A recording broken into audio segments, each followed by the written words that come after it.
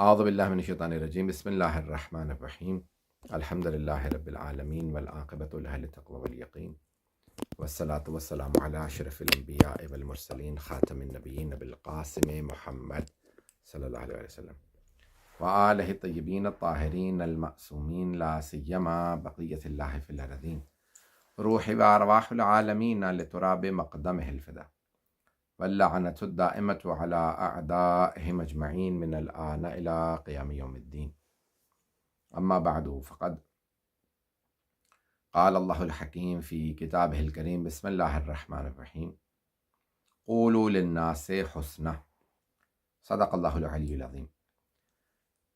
Allah subhanahu wa ta'ala in the Holy Quran, as I've been asked to talk about this topic, how should we act or react in the society that we're living in, amongst the believers and amongst some disbelievers, people who of the book, people of other faiths. So there has to be, based on the Holy Quran, قُلْ يَا أَهْلَ الْكِتَابِ. The Holy Quran very clearly says, قُلْ يَا أَهْلَ الْكِتَابِ تَعَالَوْا إِلَى كَلِمَةٍ سَوَاءٍ بَيْنَنَا وَبَيْنَكُمْ. Come and let's meet and focus on the common grounds between us. تعالوا إلى كلمة سواء بيننا وبينكم. So all the people of the book believe in a God.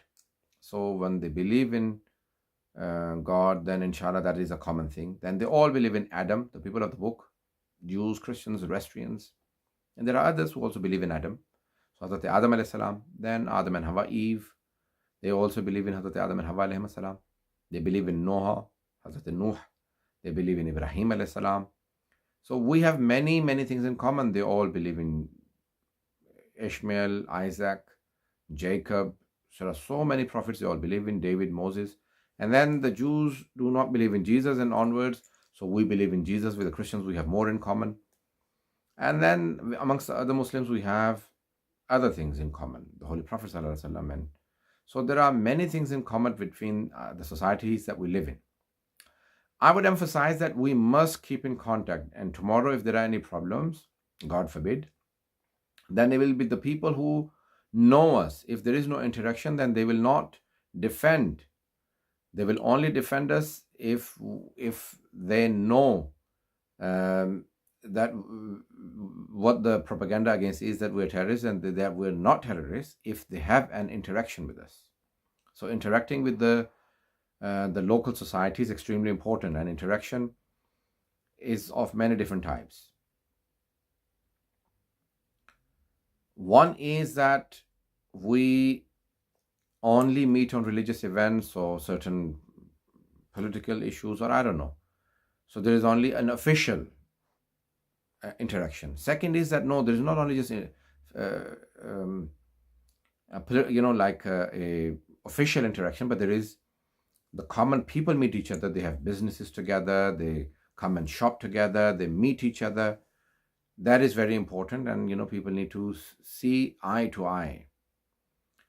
Third is that even they are your neighbors, so on important occasions like Christmas and other occasions, whenever you can, Diwali, I don't know, sending them cards and sending them sweets or whatever, something to express your gratitude. And the society must believe in harmony, and that harmony only comes through interaction.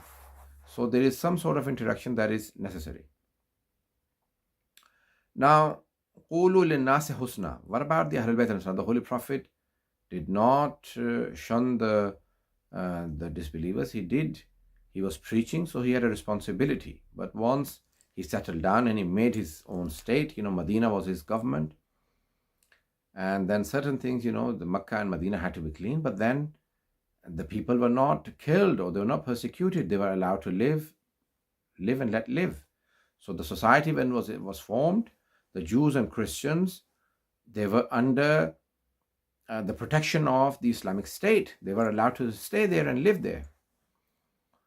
So when they were staying there, they had, their own religious places. They had the practices. So, La ikraha fi din. The Holy Quran says very clearly that there is no compulsion in religion. You cannot force a person to become a Muslim. Yes, he did preach, but he did not impose upon anyone to become Muslims. He did not enforce his religion onto other people. There was no compulsion. But yes, the law of the land applies to all the people. So when we live in their countries, we also abide by the laws of the land. And it is a must that we obey the laws. For example, you cannot say, oh, this is not an Islamic state, so I can cross the red traffic light. No, those are a must. All of our fuqaha say that it is a must, and you must obey the law of the land. So you cannot break the traffic lights or anything. So if anything which is forbidden against the law, stealing the taxes or whatever, you cannot break the law. So abiding by the laws of the land is a must. And then there are two qualities that we must all possess in Muslim society or non-Muslim society. I can't believe that certain people, Muslims, believe that you can lie or be dishonest to disbelievers. No. The Holy Prophet ﷺ, our ulama say that he has two lives. He lived in Mecca and then he lived in Medina. So he had a life amongst disbelievers and a life amongst believers. Medina, where he formed his own state and he lived amongst Muslims. And Makkah, where he lived amongst non-Muslims. And in Makkah, he was known to be Sadiq and Amin, the truthful and trustworthy. It is a must that all Muslims possess these two qualities. They must be all truthful and they must all be trustworthy. So honesty is the best policy. It is. You cannot even lie to non-Muslims, and you cannot be untrustworthy even to non-Muslims. Imam Sajjad al-Islam says that even if the murderer of my father, means Shemr, even the murderer of my father, if he comes and gives me the sword that he used to kill my father as an amanat, as a means, like as an endowment, so he says, okay, you keep it and I'll take it back later. I will not do khiyanat. If he gives it as for me to, to return to him, I will return it to him. Because yes, he's evil and he has used that sword to kill my father, but when he trusts me, when he has trust in me to keep something, I will return it. Can you imagine the honesty and the trustworthiness of Muhammad and Ali Muhammad alayhi salam? So it is a must. So even with disbelievers, you cannot steal from them, you cannot trick them, you cannot lie to them, you cannot break the laws. So the law of the land is a must that you follow. So how do we interact with them? There has to be, when najasat and taharat comes, you have to keep an arm's distance. So you do not adapt their teachings and their practices. You don't believe, for example, Son of God, or I don't know, that alcohol is allowed, or stealing, or gambling. So the things that they believe are halal, which are haram to us, you do not pick up those things from them. So you keep your distance, so much so that you do not, but they are tahir, they are pak, but so they are clean.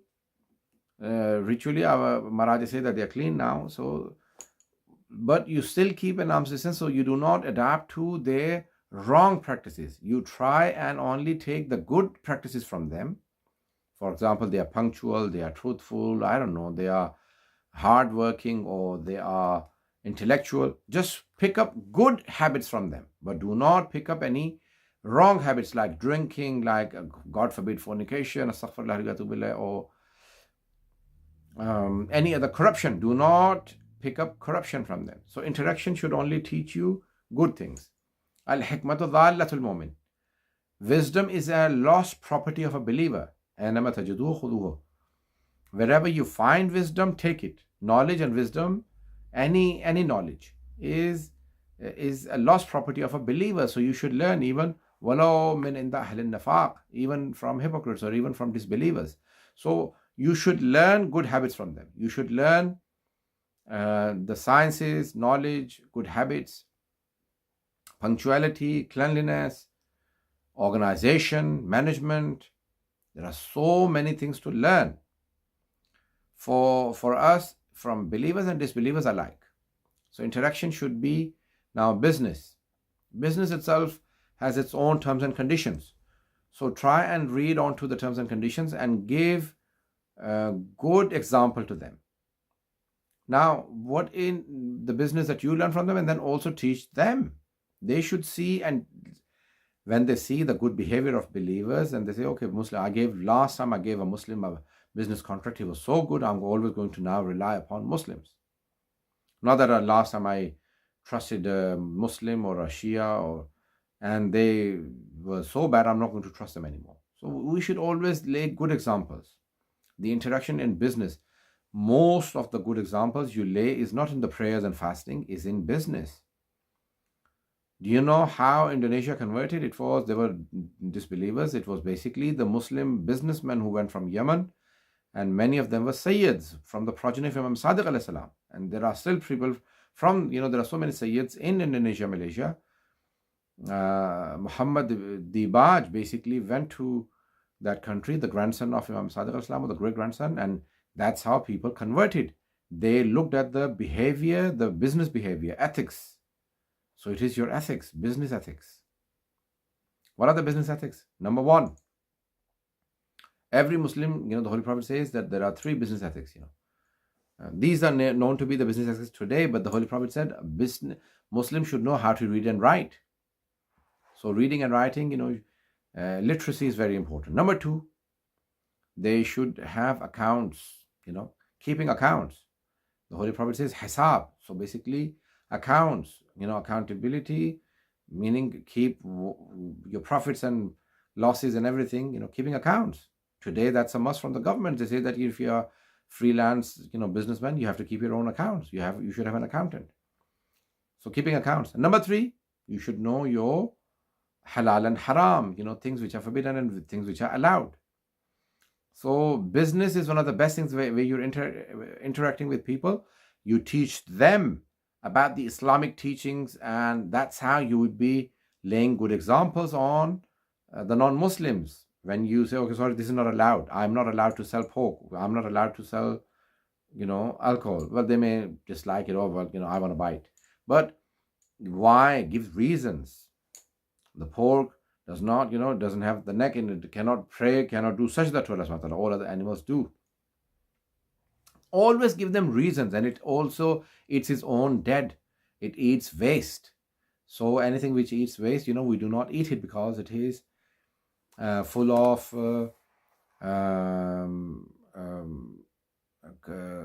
dirty things, and it is full of filth. So therefore, always give logical reasons for why you don't do certain things. This is forbidden, I cannot do this. So give reasons, and so interaction is sharing of information and sharing of intellect. So always lay good examples to other people. When you give good examples, then they will surely respect you. And then they should see you smiling. One of the most beautiful things about interaction is that akhlaq. When someone came to him, Sadiq Islam, he said, Maula, I'm going to do tabligh. What should I follow? What should I do? He said, Kunu du'ata linnasi bi ghairi alsinatikum. You're going for preaching, then call them to Islam, but do not use your tongue. He said, hang on. I'm going to be preaching. How do I preach without tongue? Not using my... He said, meaning preach with your practice and not by just words. So preaching to the people with your, interaction with the Jews and Christians, with other people of the faith, through your actions. They will see that this person is well behaved. So your actions speak louder than words. Do not say, Islam says this. Put it into practice. They should see. The greatest preaching is through your actions. And the biggest action is akhlaq. Akhlaq is through smile. Smiling is very important. Don't be abusan qamtarira, the Holy Quran says, don't be abus. Abus is, someone who is frowned, always making a face and, eyebrows stuck up, stuck up. So, don't be, of harsh behavior. Be kind, smile, talk softly. Talk kindly. Talking to people kindly is very important. So the most important thing interaction is with the other people, with non-Muslims, is to behave. Be on your best behavior. Don't be ill behaved. So there are many things in business, but um, it's important that we know that, the terms and conditions, that when you buy and sell things, there are 2 weeks. Likewise, there are many terms and conditions in Islam. Doesn't matter. Follow the law of the land, but there are laws. So teach them. Contribute to the society intellectually. Be learned. Be the top doctor. Be the top engineer. Be the top architect. Be the most learned person in the society in whatever field you go in. Our Aimma have said that. Our Maraji also say that. So the sixth Imam Islam says that if you live in a society where there are 100,000 people living, so one hadith says mi'at alf, and one hadith says alf, meaning 1,000,000 people live, and you are only Shia there. Be the best person. So when the people look at you, they say, this is the Shia of Jafar ibn Muhammad alayhi salam. Be so kind to the people that they praise us when they look at you. What does it mean, be the best in the society? Even if in a population of 100,000, be the best. Meaning, be the best on your behavior, be the best businessman, be the most learned in knowledge, be the best. Our ulama say, be the best in knowledge. So you should be, any Shia, you should be intellectual. Intellectual Shias will always make good impression on the entire society. But if you are not learned, if you're not educated, if you're not amongst the cream of the society, they will not respect your religion. They respect the religion. How come Islam spread in the Middle East and in many of those countries like in Far East, in Asia, so well, and not in Europe so well? Because in Asian countries, when the Muslims were migrating to India, Pakistan, they were, the subcontinent and to Far East, they were businessmen, they were conquerors, they were providers of the sustenance, they were providers of food and businesses, so they were the leaders in intellect, in, teaching the people, in, so they were leaders in businesses and in intellect. So the people became impressed and they converted. In Europe, we came as immigrants looking for better jobs and, better future, for gaining knowledge from them, from learning from them, and making money from them. So obviously it doesn't make a good impression. So we need to, even if we've come to learn, then we become so learned that we start teaching in the universities and we become the top. So interaction should be either on equal basis, or that you are intellectually higher to make a better impression. You are intellectually, in business, in intellect, you are better. That's when you make a good impression. When they see you as role models, when they see you as the equals or upper end, that's when they're impressed, and that's when they become Muslims. When they look at the Quran as a better solution than Torah and Bible, when they look at the traditions of the Holy Prophet ﷺ as better outputs than Moses, Jesus, and David, and everyone, when they look at the words of Imam Ali alayhi salam as better intellectual solutions than the greatest of the philosophers, that's when they will come. And when they see the solutions and traditions of the Aimma alayhi salam. Now today in the society, when there is economical crisis, where are the Muslim economists and say that Islam has solution? You come and give the solution. People will refer to Islam because of you. They will say, yes, this is a religion that has solution. When capitalism is collapsing and people are discussing now, probably the communism was right, probably socialism was right, probably that we need. This is the time when the Muslims need to come in and say, we have the solutions.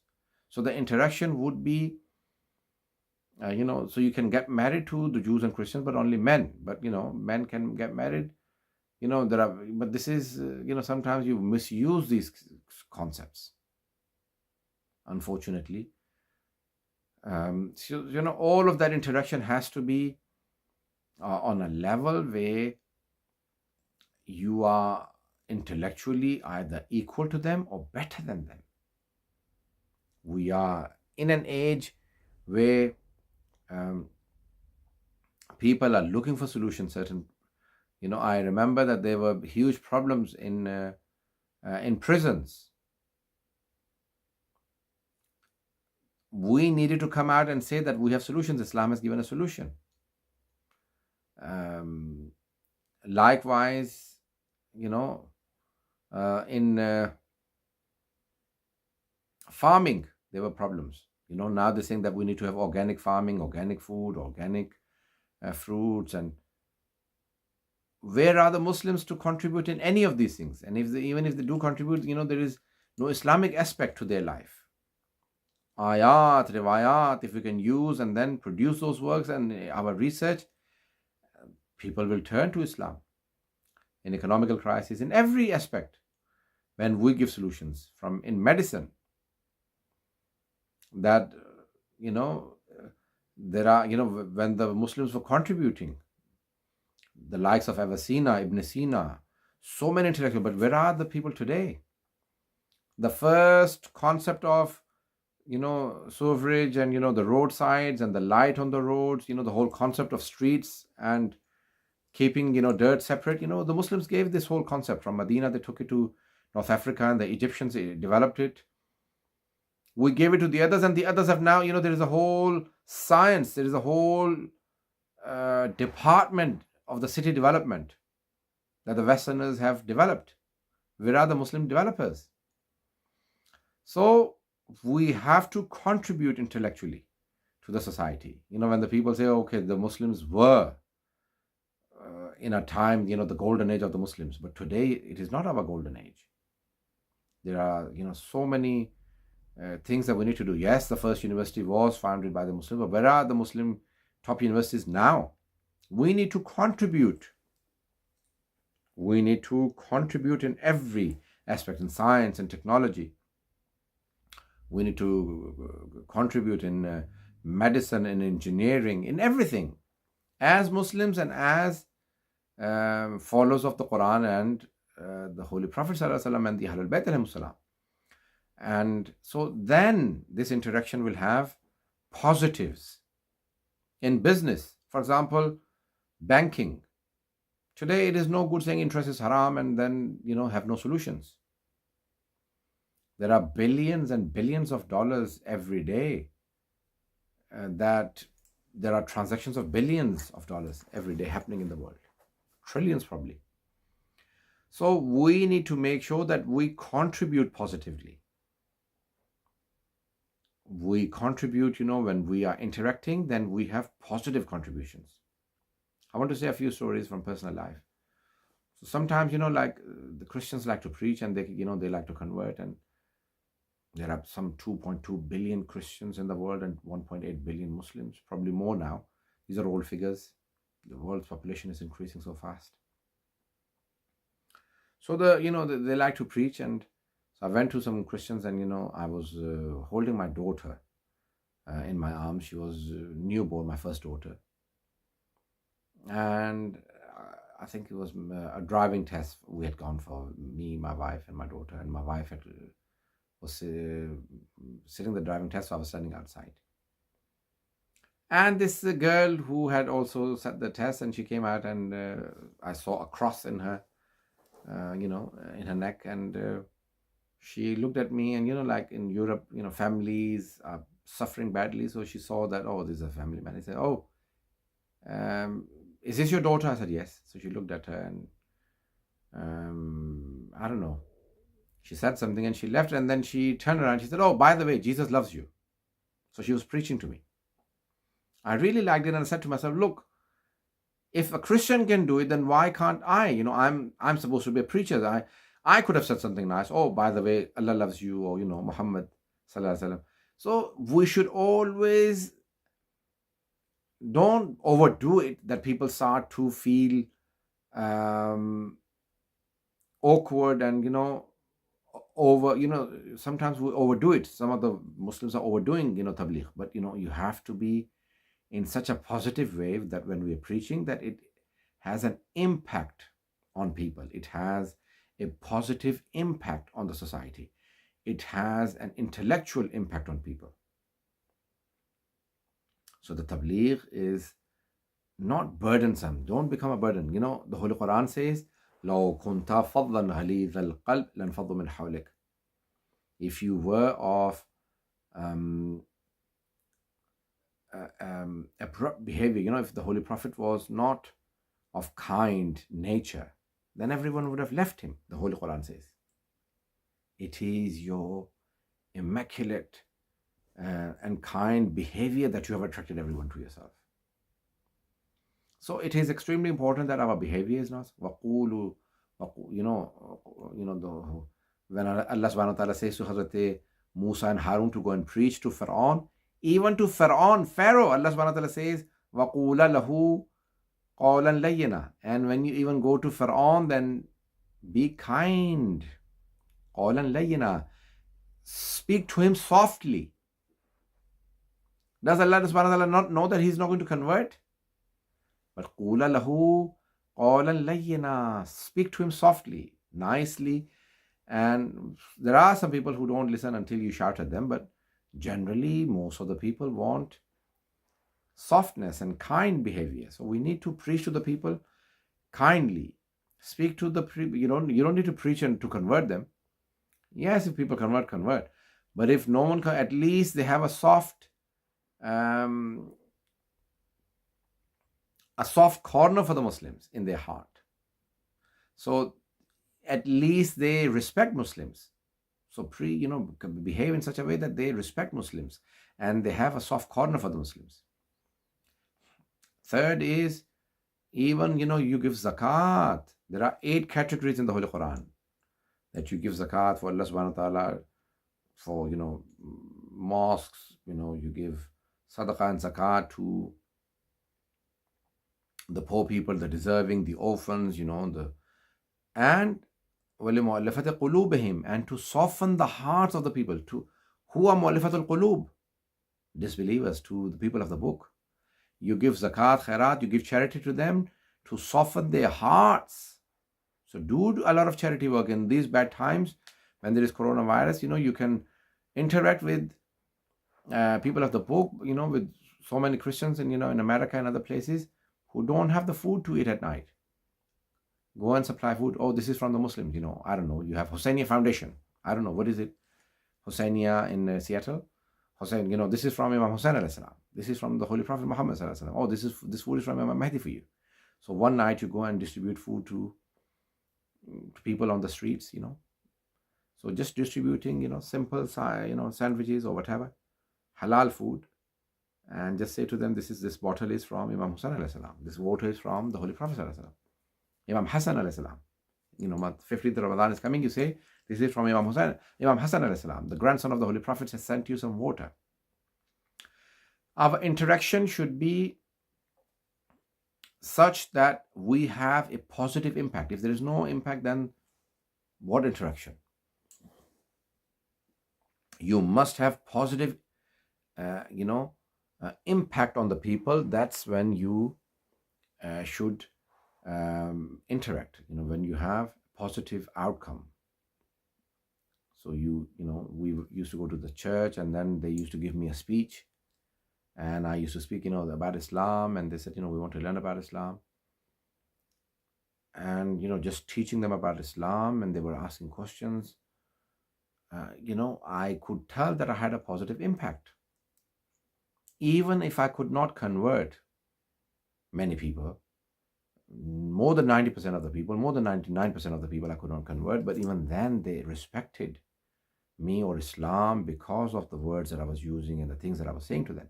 So it is extremely important that we say things, and we're always prepared, that we lay very good impression. Where Imam Ali Islam says to Hazrat Malik Ashtar, "Oh Malik, you're going to Egypt. Remember one thing, An-Nas, the people, imma akhul laka fid deen, they're either your brothers in faith, or nadhirun laka fil khalq, or they're either your equals in humanity."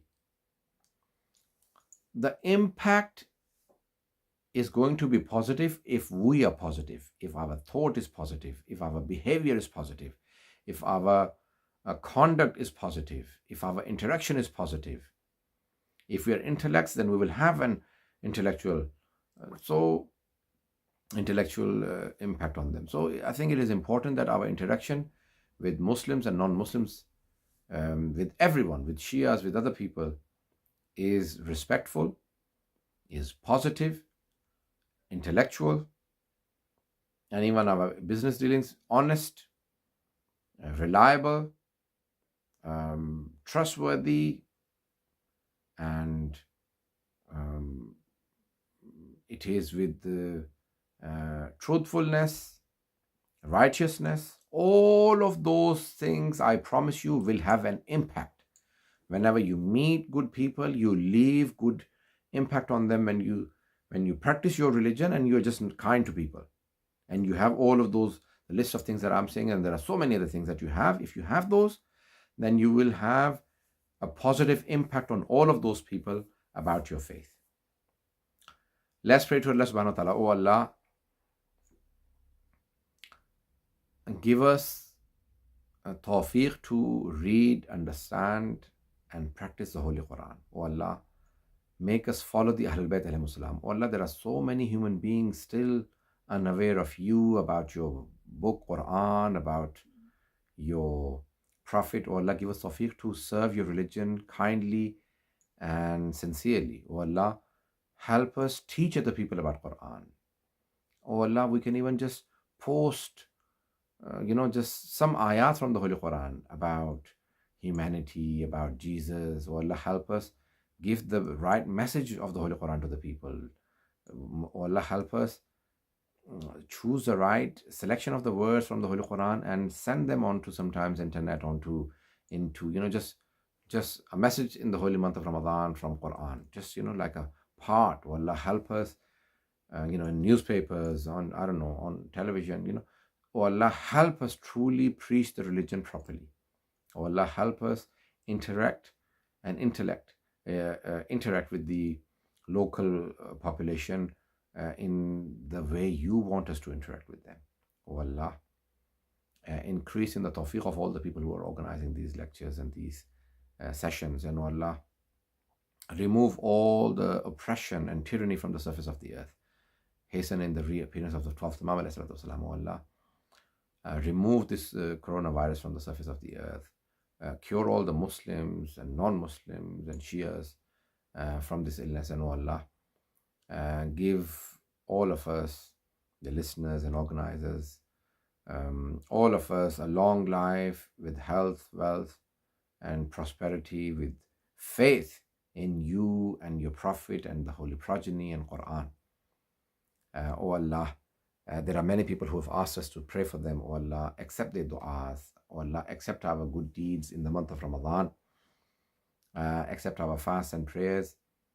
And all the deceased mu'mineen, bless their souls. Oh Allah, our marhumeen, the people listening, and bless their souls and resurrect them with Muhammad and Ali Muhammad. And give us and our deceased marhumeen the intercession of Muhammad and Ali Muhammad.